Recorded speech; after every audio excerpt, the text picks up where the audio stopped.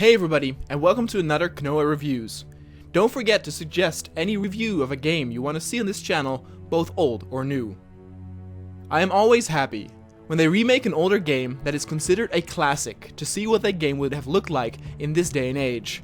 Games like Halo Combat Evolved, Conker's Bad Fur Day, and the first Yakuza game are but some that underwent this treatment. For me personally, it was rather the Resident Evil series that introduced me to the concept of the remake. My very first experience with this franchise was the remake of the very first one for GameCube back in the day. I was probably around 12 years old, and right at that age I started to get interested in scary experiences, and none was better to introduce this to me than Shinji Mikami's masterpiece. Though the remake of the first Resident Evil stayed very true to the nature and build-up of the original, Resident Evil 2's remake takes more liberties and changes up the entire game mechanics without hurting the game's heart and core.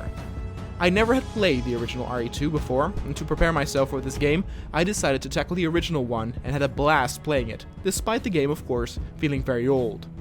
Going through the original story even had some benefits, as I recognized a lot of the police station layout and could easily tell where they changed things or added things to make the overall story arc more engaging or fitting. The game runs on the RE7 engine, the game that won my Game of the Year 2 years ago. Graphically, the game is very impressive, with beautiful light and shadow effects, explicit gore, surprisingly realistic facial expressions accompanied by brilliant sound design. If one were to look purely at the textures though, one could see that they are not as sharp as some other more recent titles, but for third-person games, this usually doesn't matter that much.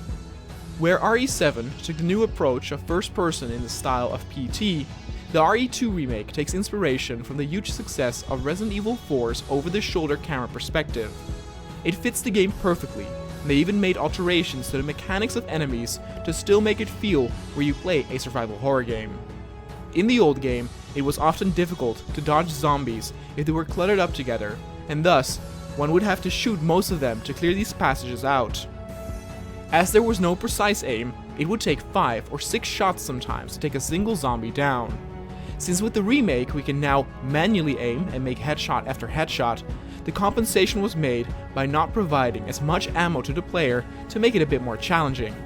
Not only that, the zombies themselves are much harder to take down. And this is actually a good thing to a certain extent. The zombies really feel like mindless monsters that continue on no matter what. Shoot off an arm, a leg, and they will just keep on coming.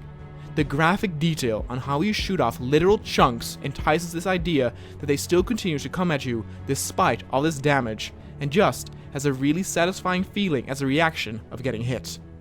Now, as I mentioned though, this works really well to a certain extent. Where it gets a bit ludicrous though, is that more often than not, if you manage to shoot down a zombie, but its head is still intact, that they will often re-emerge after a while. The only way to avoid this is by blasting their heads clean off.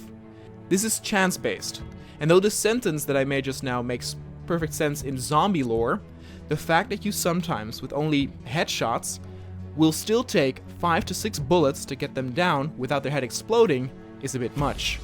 To make matters worse, even shooting their heads with a shotgun still bears a chance that their heads will not get blown off, which of course would make no sense.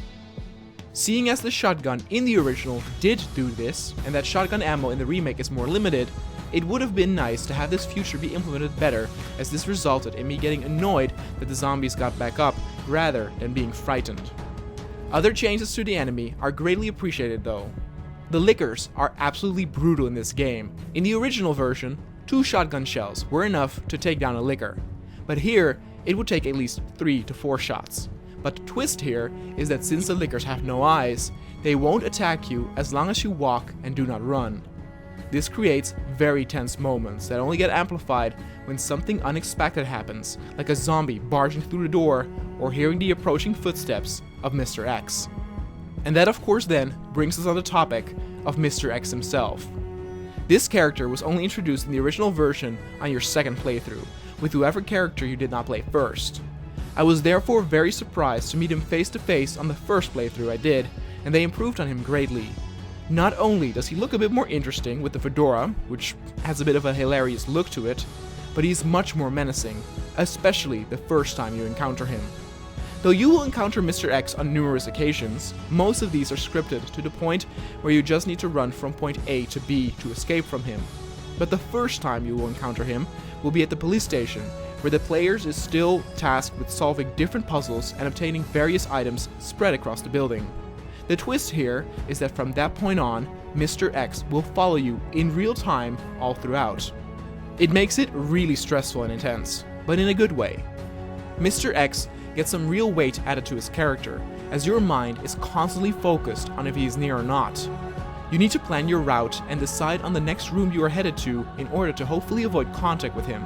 Again, the sound design is brilliantly done, as his footsteps bang throughout the building even when he's walking above or below you on a different floor. It's a different kind of fear than your classical horror. It is the fear of being hunted. Though other games have done this recently, where you often would need to collect a certain set of items while being chased by a monster, this game is a bit more forgiving, as Mr. X let himself be known via the sound of footsteps, and he walks at a quick pace that you can still outrun if you try your best.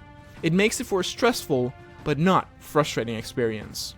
I was a bit disappointed though to find out that certain creatures from the original game did not make it in this one though, like the crows, the tarantulas, the giant moth, or even the living plants, though they do have their own take on those. I understand that the creators might not have wanted to go too wild, but ever since the very first Resident Evil, it has been established that animals too get really large and grotesque thanks to the virus. The original had giant spiders, sharks, snakes, and killer bees. Instead of the spiders for Resident Evil 2, they did come up with a new enemy, which basically was a rehashed version of a boss fight in the original game. It also has to be said that once you leave the police station, the game environments become a lot less interesting. This was already the case with the original version. The police station in itself is just so beautiful to look at and so atmospheric. Every room is more unique than the other, and it really feels like a place that used to bloom with life back in the day. But once you get to the sewers or laboratory, it's just your standard hallways of grey and brown again. A positive note though that I do want to bring up is how they rewrote the dialogue and scenes for some of the side characters. Side characters like Kendall and Ben felt very interchangeable in the original, and often were there only to die or give a little bit of exposition in a very wooden delivery back in the day. Now they have much more personality, with great voice acting and facial animations. It makes the characters feel way more alive, even though most of the encounters are very brief. I especially liked how they handled Kendo's character encounter, as they gave his character a bit more depth and emotion. It's still definitely the case that some of these characters have little to say and feel more like excuses to see a gory death, but that can be blamed for the old style of writing back in those days. For those wondering about Chief Irons, I love how they handled his character here too, but I thought he was one of the few exceptions in the old game where his character did leave an impression, as some very gruesome implications were made, backed by brilliantly written notes regarding Irons. I also love how they once again implemented the A-B scenarios. Though it is true that you revisit a lot of the same environments if you play with the other character, a lot of items will be in new places, puzzles will be different, new boss battles are added, and enemy positions or mechanics differ even as well. Mr. X, for example, will be even more of a nuisance than he was in the first run-through. All in all, I can say that I thoroughly enjoyed Resident Evil 2. There's a lot of secret content to unlock as well, which is something that the series is known for and is a good motivator to continue playing. In the end though, it does not stand as my favorite in the franchise, nor the runner-up. Classics like RE4 and the remake of the original still hold the throne, but this is definitely one of the better ones in the series. It is an awesome, frightening adventure and an homage to the old survival horror where ammo was scarce and the enemies hit hard. Chances like enemies that refuse to die even with headshot after headshot and a less interesting environment including its enemies after the police station do make its score go down slightly, but overall I am pleased to give this game an 8.7 and is well deserved of a playthrough for any horror fan out there. It is one of those games that makes you feel like you are playing an actual game again, where you are collecting emblems, medals, or other things in order to open a certain door or obstacle. With this remake done, it is but logical that they should also give some of the other entries, like RE3, Code Veronica, and hopefully RE4 someday, the same treatment. Until that time, this entry will keep us more than occupied and will hopefully show other creators that more action does not always make a horror game more appealing.